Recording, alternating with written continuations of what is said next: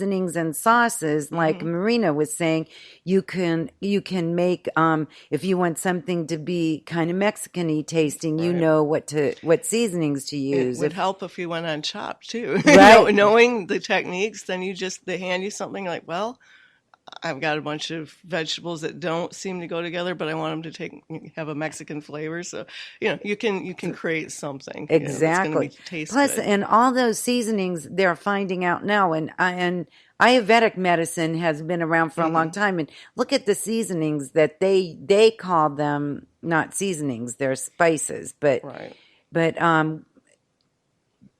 all these things are so good for blood flow and preventing heart disease and weight loss and all these things. Yeah. And if you think about it, there's not very many overweight Indian people. No. And I don't know if you've ever seen that Netflix show called Chef's Table. No, I haven't. One of the episodes, she's not a chef, but she cooks for all the monks in Korea, I think it was. I'm not. Wow, how interesting! And she calls it. I don't know if they didn't say it was monk cuisine, God cuisine, or I can't remember what it was called now. Anyhow, it was just everything she makes is to help them with meditation.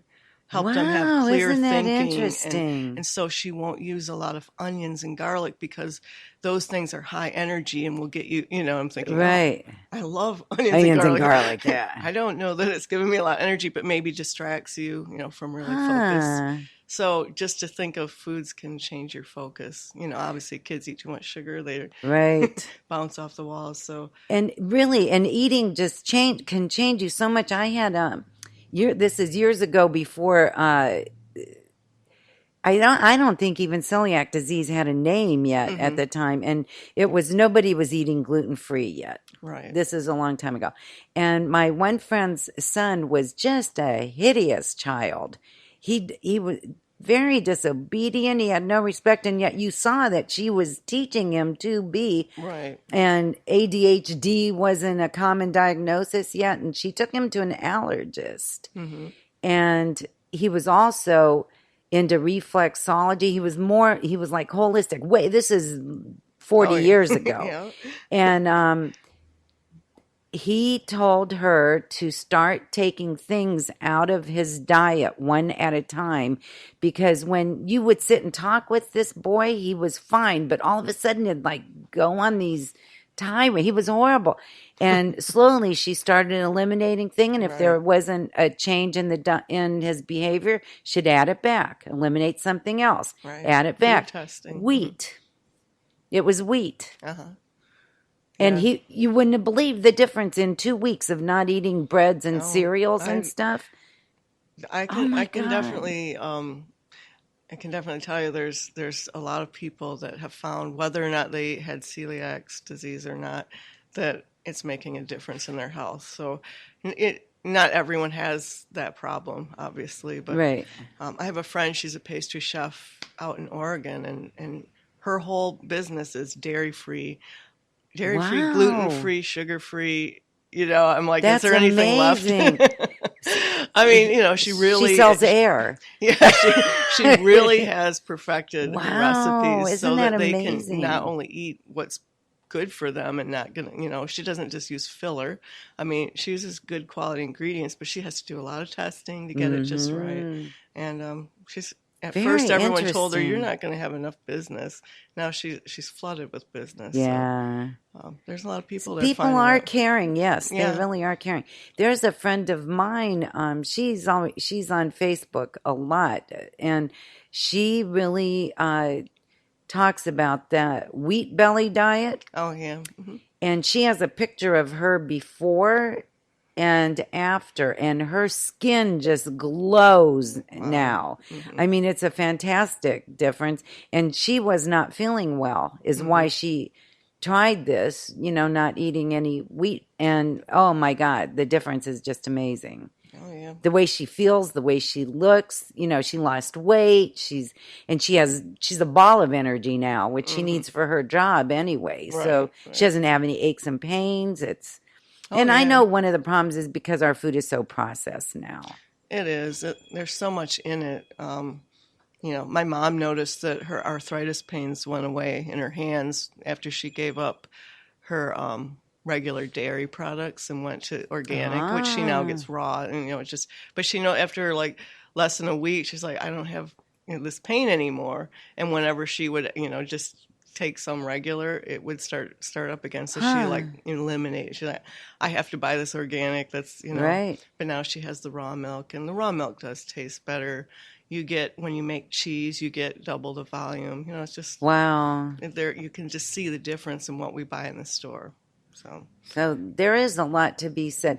And the thing is, nobody's the same. No, You have to know exactly. your body and read and research, and they come out with new findings all the time about food that will help certain health, because like Marina said, it's new. Their phytochemicals that wasn't even something that we talked about. Right. Well, and you look at French people. This was something that I saw immediately, and through the years really made sense. They eat bread. They have beautiful bakeries even in the smallest of towns. Mm-hmm. They eat real fatty cheeses and Right. meats. And they don't have the weight problem that we do. And I do think that it's more than just the type of food we eat. I think it's what's been done to our food Mm-hmm. and our lifestyle too. Because as Mm-hmm. the lifestyle changes in France and in the cities, as they start to work more hours per And week sit and more. lose their 2 hour lunch hour, yeah, they're starting to gain weight, and they're getting more fast food and things. But all the portion sizes were really small compared to Americans too. I know Mm-hmm. when I was there, the yogurt looked like a one bite yogurt. And ours, we have giant cups. and Yeah. and here I was an American, didn't have a weight problem, was young, but I was homesick. I gained 5 pounds. That would seem like 20 at the Right. time, but Right. so I understand that can happen. But overall, they ate really well. They just Right. didn't eat a lot of it. They didn't sit and snack. They didn't really Right. snack as much. Right. We'll sit there with Doritos and popcorn, and yeah, All those they didn't yucky really things, do that and kind of this stuff. and sit there with it, Hmm. and then just keep sitting Oh, there. they laugh because they see Americans eating as they're running through the airport. They're like stuffing their face or driving their car and eating. No, they don't really do that. They sit They and sit eat. down Right. and have a conversation, and yeah. Yeah, it's a big thing. Hmm. That's something that we always did.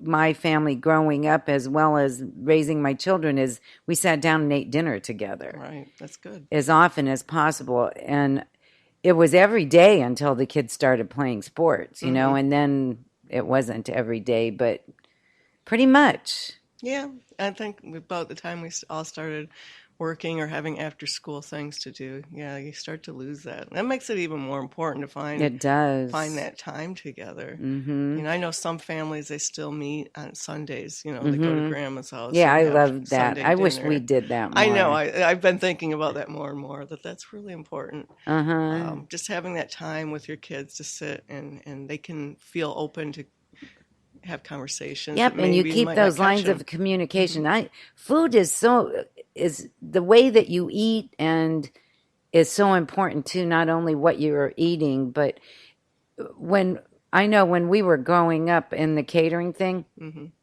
each of us had each of the aunts made a special dish for Hmm. catering. Right. And my godmother, Aunt Tootie, made potato salad. That was her thing. And it was, hard boiled eggs and mayonnaise and mustard and Hmm. potatoes. And the potatoes had to be done a certain way. And then they added radishes and celery and celery seed, and I was like the apprentice. Uh-huh. And the first time I made it for a wedding, I got all the tools like the egg slicer and all that Oh, kind of stuff. So it was a big thing, and all of my cousins all have their thing that they're really good at, hmm. and when we all come together, we can still make a meal like we did when we Oh, were yeah, growing that's up. great. Yeah. Hmm. Yeah. I think everyone should, even if they don't think they're a cook, should have something that they can make. Yes. When I would teach like high schoolers how to cook basic things. Like one thing that I wanted almost all of them to learn was how to make a roast chicken. Oh, because, yeah. Because, they might not have a lot of money, and you can buy, hopefully they can get organic chicken, but if not, they can at least get a chicken, roast it, have a really great meal with some vegetables, simple Right. vegetables. Then they can take the carcass and leftover and make soup. Right. They can make a couple meals out of it. Yes. So, it's like if you For don't know how to do relatively anything else, know how to make inexpensive. make a few things that don't have to cost a lot, but are, have a lot of nutrition and taste good, Right. One of my favorite things to make for several reasons is bone broth. And we get grass-fed and finished beef, and then they give me the bones. Great. And I make for 3 days. I let it cook, and I just throw everything in there: onions, garlic, and carrots, and ends of celery, and whatever I have, I throw it in there. And oh my God, it's so good! And now they're finding out all the health benefits from bone broth. Oh, Amazing health benefits. Yeah, there was, and it's good for small children if they're having dental issues. I mean, their bones are growing. Probably good for all of us for that reason. And it just smells so good. And it's great it does to have, that whole house. you know. I mean, in the wintertime, having your house smell like that, oh my God. Now compare that to the little packets of bouillon or even the store-bought broth. There's no comparison whatsoever. And that's very enriching to give to anybody that's sick that can't eat a lot. You can give them a little bit of broth, bone broth, and that will give them so much many nutrition. nutrients. Right. I mean, when you think about how many vegetables you would have to eat to get that nutrition in a small amount of couple spoonfuls. Right. So that's why I feel like I'm open to all kinds of food. I just try to get the best you can because there are benefits to all of it. But yeah, I mean, our country and a lot of the world, they don't raise things right. The more you can get down to finding local producers who do things the right way, the better it is for you, better for your community, and it will just hopefully keep growing. Right, just like our friends at Third and Johnson. That's what they're Exactly. all about. That's why I love having them be sponsors so much because they are so, they care about where their sources are. They know their farmers. They know everything. So, and they cook their food so well. Oh yeah, and they're so passionate about it. They're not gonna, they're not gonna use shortcuts. Right. They're gonna make this work or they won't. They're just gonna keep trying to do things that way. Right. So if you haven't been to Third and Johnson yet, make sure you go in there and tell them Anne and Deb sent you from the Divas. Yeah, because it's a wonderful so place. Too. So we're going to have you here in April doing a chocolate class, and I'm so excited about that. I have people already excited, but we scheduled it for the day before Easter. So we have to change that. Yeah.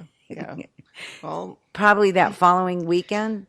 Yeah, we could do it the following weekend. The 22nd, I think that is. There's no expiration for good chocolate. No, none. You don't have to have it for any special event. And that desire will still be there, yes. And it's so artistic to me. We could do just about any kind of chocolates, but when we get to decorate them and play around with the different designs. They're so pretty. It is. It's like creating art. And I got the idea from those wine and paint parties because that's a lot of fun too. This is art you get to eat after, which makes it even more fun. Oh yeah, and it's just even people that tell me, "Oh, I'm not artistic, I'm not creative," and then afterwards they admire their work. I'm like, "Oh, well." And you know what? If you make a mistake, you can eat it. Right. Every now and then we have, I tell them start with the ugliest ones, and they're all beautiful though. Start with the, oh, this one's not quite perfect. Eat that one first. That's so funny.